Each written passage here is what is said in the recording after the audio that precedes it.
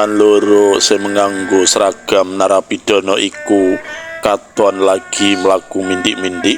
Kekarone mlaku urut galengan sing rungkut dening alang-alang sak perlu golek dalan. Pinto lan Sony dudu anggota pakumpulan pecinta alam, nanging mentas oncat saka sajroning pakunjaran. Kekarone nemokake pojok ing rahasia, mula kanthi gampang wong loro mau gresep lan nyebrang tembok wates pakunjaran.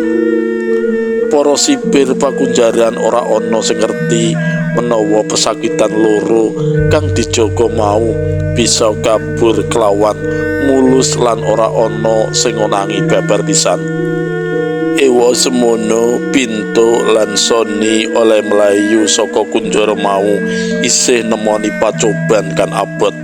Kekarone kudu bisa golek papan pandelikan lan kudu bisa nembus alas greng. Senajan bisa kabur nanging kekarone ora bisa enak-enak leledang saenake udele. Seragam pakunjaran kang lorek-lorek ireng putih kanggone kekarone mujudake pepalang kang ora baen-baen, sebab bakal gampang dititik kadidining sawenehing parisan. Piye Son, seragam iki becike enggal dibuang wae? Pinto bingung. Tenang wae Bin, awake dhewe kudu enggal-enggal blusup-blusup nyang perkampungane warga sing akeh memehane. Tenang wae. Pinto mung meneng, dheweke wis mudeng karo apa sing dikarepake koncone seprofesi iku. Sawise kasil metu saka alas alang-alang, pungkasane kekarone kasil nemokake salah sijine perkampungan.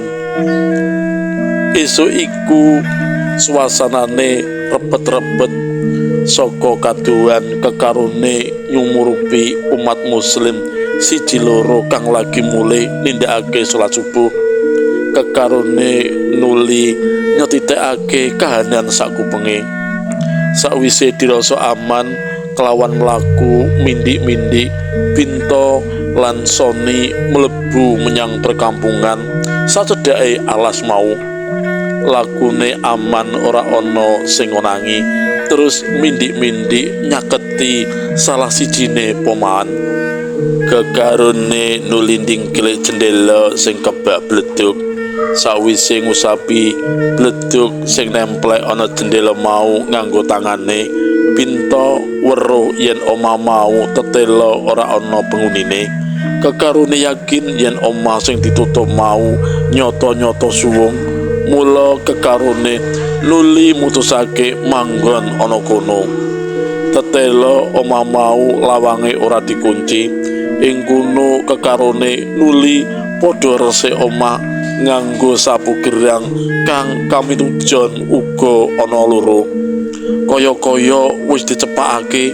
Sawise mangkono kekarone nuli padha ngloso ana jubin tanpa lemekan apa-apa. Ora gantalan suwe wis keprungu ngoroke padha sesenggoran. Son, tangi, njaba wis padhang. Tangane Pinto ngoyok-ngoyok anggone Sony sing ana sandinge. Sony tangi gragapan, mripate sing abang melerah kelop-kelop nyawang kahanan sakupenge. Dheweke ucek-ucek mripate sing isih krasa sepet. Lah terus piye nasibe awake dhewe iki, Bin? Sony ora ngerti apa-apa sing arep katindakake.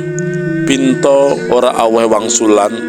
Dheweke uga isih ngenam pikirane apa kang bakal katindakake murih aja nganti kadendangan liyan. Nalika Pinto buka-buka lemari kang kebak sawang lan dadi susuwe kala mangga, ing kono ana saperangan sandangan lanang kang isih bisa dienggo.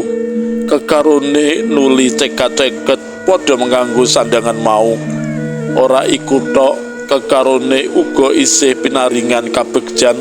Buktine nalika buka-buka laci lemari nemokake dhuwit sagebok. duit mau dijupuk setitik nuli metu saka omah mau. Ing njaba wis padang jinglang. Lha nuwun sewu, masih kekalih niku daleme pundi nggih? Kula kok nembe sumerep niki. Mbok Suntik sing dodol sego pecel takon marang kekarone nalika padha golek sarapan ana kono.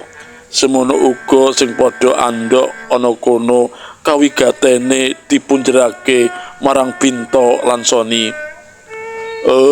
Kula manggen ten griya kosong cet Abrit Kidul margi boten tebih saking warung riki kok, Bu. Kula tesih keponakane sing gadah griya niku. Soni Kondodoro. Mbok Suntik mung mantuk-mantuk karo nyiduki sego ing wakul. Yen ngoten jenengan tasih keponakane Nyai Sablah sing pun tilar donya kali taun kepengker. Salah sijine pawongan sing melu andhok kono kandha marang Binta lan Soni sing ora bisa menehi komentar babar pisan. Bisane mung nggangge ora kepanggih. Dilalah ora gantalan suwe ana becak mandeg persis sangarepe warunge Mbok Suntik. Sing mudhun wong lanang setengah tuwa nggawa koper cilik terus andhok menyang warunge Mbok Suntik. Lah yen niki kula kenal sanget panjenengan ra Mas Barata keponakane Nyai Sablah. Piye dangu mboten nate sambang ten daleme bulike aloke Mbok Suntik. Lah terus masih kekalih sing wonten jejer jenengan iku sajake kok nggih keponakane kandhane Mbok Suntik sabanjure. Wah, kula piyambak nggih mboten ngertos yen Bulik Sablah gadah ponakan malih. Jeneng Bulik Sablah niku putrane kathah wonten 11. Mbok menawi nggih wonten lerse yen sederek-sederek kali niki ponakane.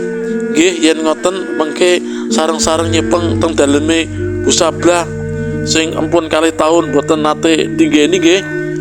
Pelong rasane atine Binta lan Soni oleh keterangan sangka Barata sing uga ngaku kadidene ponakane Bu Sablah. Rong dina candhake omahe Bu Sablah sing dienggoni Binta lan Soni mau umyek sebab Binta lan Soni ditemokake tiwas kanthi kahanan kang ngres-ersi. Aneh matine parsan loro iku isih padha menganggo seragam narapidana. Kalih dinten kepengker pas kula ketepaan andhok teng warunge Bu Suntik, kula rak eling kalih tiyang sing ngaku-ngaku ponakane Bu Sablah sing namine Barata. Lah niku ngeten, Pak, yen boten lepat engetan kula tiyang niku pun pejah teng Arab Saudi nalika dados TKI boten dangu sak empune Bu Sablah tilar donya. Nanging nalika kepanggih kali tiyang niku lambe kula kados blangkemen, kados wonten sing ngunci.